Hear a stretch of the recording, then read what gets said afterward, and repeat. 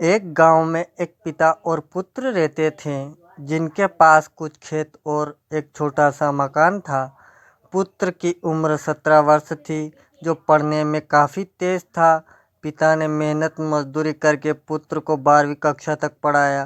तभी एक दिन मास्टर जी आते हैं और पिता से कहते हैं कि अपने पुत्र को शहर में पढ़ाने के लिए भेज दो, क्योंकि ये पढ़ने में बहुत तेज है। गांव में रहने से ये तुम्हारी तरह ही मेहनत मजदूरी करता रहेगा। इससे अच्छा है कि इसे शहर में पढ़ने के लिए भेज दो। तभी पुत्र भी कहने लगता है, जी पिताजी, मैं शहर में पढ़ना चाहता हूँ। पिताजी कहते हैं, बेटा तू शहर में कौन सी पढ़ाई करेगा? बेटा बोलता है कि पिताजी, मैं ग्रेजुएशन के साथ साथ तैयारी भी करूँगा, ताकि मुझे कोई नौकरी मिल सके।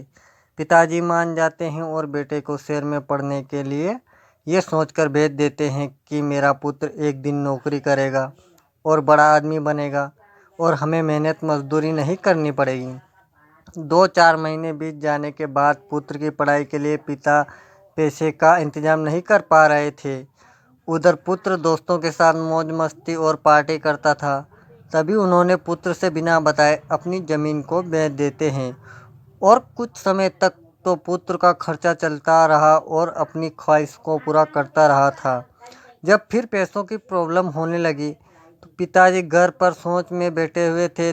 तभी शहर का एक आदमी आता है और पूछता है, आप इतना उदास क्यों हैं? आपको क्या प्रॉब्लम है? पिताजी अपनी सारी कहानी बताते हैं।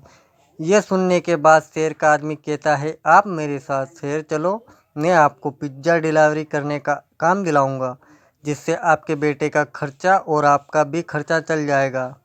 आदमी की बात मानकर पिता उसी शहर में जाते हैं जिस शहर में बेटा पढ़ाई कर रहा होता है, और वह पिज्ज़ा डिलीवरी का काम करने लगता है, जिससे अपना तथा पुत्र का खर्चा चलता है।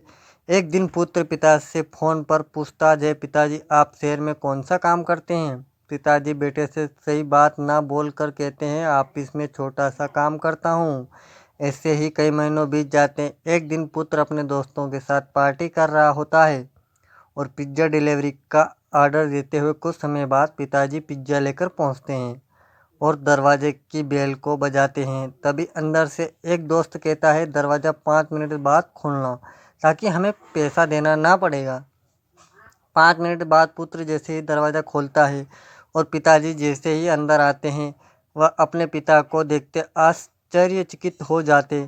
तभी उसके दोस्त कहते हैं, अंकल आप 5 मिनट लेट आए हैं, पिज्ज़ा आपको फ्री में देना होगा, हम आपको पैसे नहीं देंगे। तभी पिता अपने पुत्र से कहते हैं, साहब मैं बहुत गरीब हूँ, मेरा एक पुत्र है जिसकी ख्वाहिश पूरा करके मैं साथ साथ उनकी पढ़ाई का खर्चा भी देखना होता है। यदि आप पैसे नहीं देंगे तो मेरी पेमेंट से काट दिया जाएगा, इसलिए साहब आप मुझे पैसे दे दीजिए। यह सुनकर पुत्र रोने लगता है और कहता है, पिताजी मुझे माफ़ कर दीजिए, मैंने बहुत बड़ी गलती की है। यह सुनकर उसके दोस्त अचंभित हो जाते हैं। तभी पुत्र अपने पिता के साथ रहने लगता है और कड़ी मेहनत के साथ पढ़ाई करने लगता है।